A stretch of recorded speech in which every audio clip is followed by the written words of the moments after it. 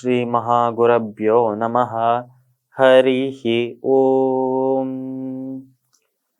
சதாசிவசமாரம்பாம் சங்கராச்சாரிய மத்யமாம் அஸ்மதாச்சாரிய பர்யந்தாம் வந்தே குரு பரம்பராம். GeM TV நண்பர்களுக்கு எனது வணக்கங்கள். இன்றைய நாள் அனைவருக்கும் இனிய நாளாக அமைய எல்லாம் வல்ல இறைவனை வேண்டி இன்றைய மதமும் நம் மதமே நிகழ்ச்சிக்கு செல்வோம். இன்னைக்கு நம்ம ஆதித்ய ஹிருதய ஸ்தோத்திரத்திலேருந்து ஒரு ஸ்லோகத்தை அர்த்தத்தோட பார்த்துட்டு நேற்றைய தினத்தின் நீதி கதையின் தொடர்ச்சியை காணலாம்.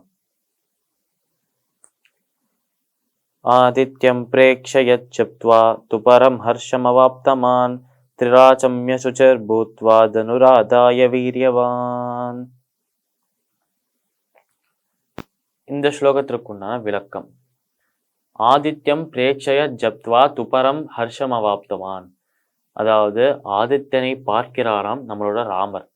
இப்படி வீரமான தீரமான ராமர் ஆதித்யனை பார்த்த உடனே என்ன பண்ணார் அப்படின்னா, கரம் கூப்பி அவரை வணங்கி அவரோட கீர்த்திகளை அவரோட புகழ்கள் எல்லாம் இப்போ நம்மளோட அகஸ்தியர் சொன்னார்ல, அந்த விஷயத்தை எல்லாம் நினைவுக்கு படுத்துகிறாராம் நம்மளோட ராமர்.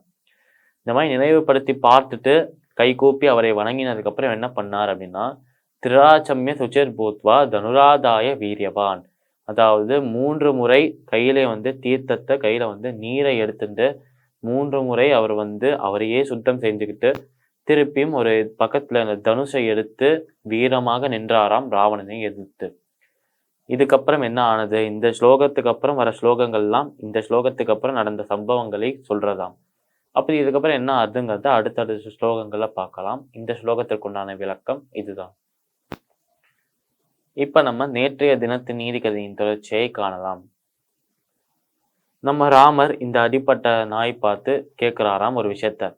இந்த மாதிரி நான் ராஜாவாக இருந்தாலும் நான் எல்லா உயிரினங்களையும் எல்லா ஜீவராசிகளும் சமமாக பார்க்கிறேன். அதனால ஏதாவது ஒரு ஜீவராசிக்கு வேற யாராவது ஒருத்தர் துன்பப்படுத்தினானா நிச்சயமாக அவளுக்கு தண்டனை கிடைக்கணும். ஆனால் இந்த பக்தனுக்கு என்னால் தண்டனை கொடுக்க முடியாது.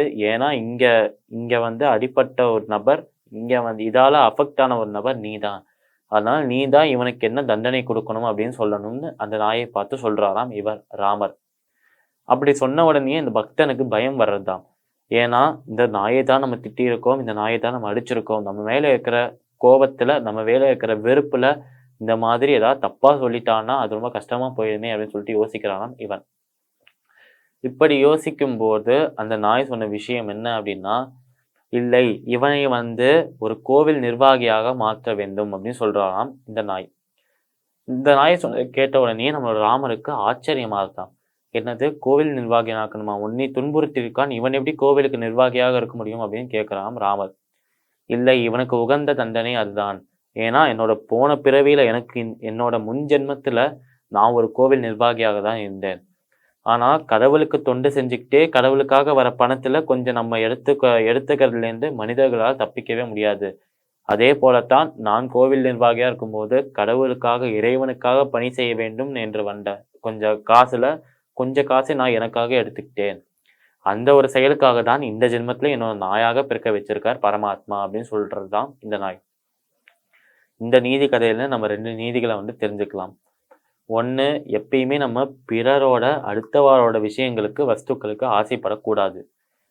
2வது விஷயம், கர்மா அப்படிங்கிறது நம்மளே ஒரு நாய் போலவே துரத்திட்டு வருமா, பின்தொடர்ந்தே வருமா. எப்பயுமே நம்ம அதுகிட்ட தப்பிக்கவே முடியாதாம்.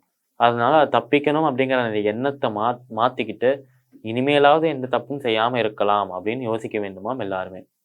இந்த நீதி கதையின் நீதிகள் இதுதான். மீண்டும் நாளை சந்திப்போம். நன்றி, வணக்கம்.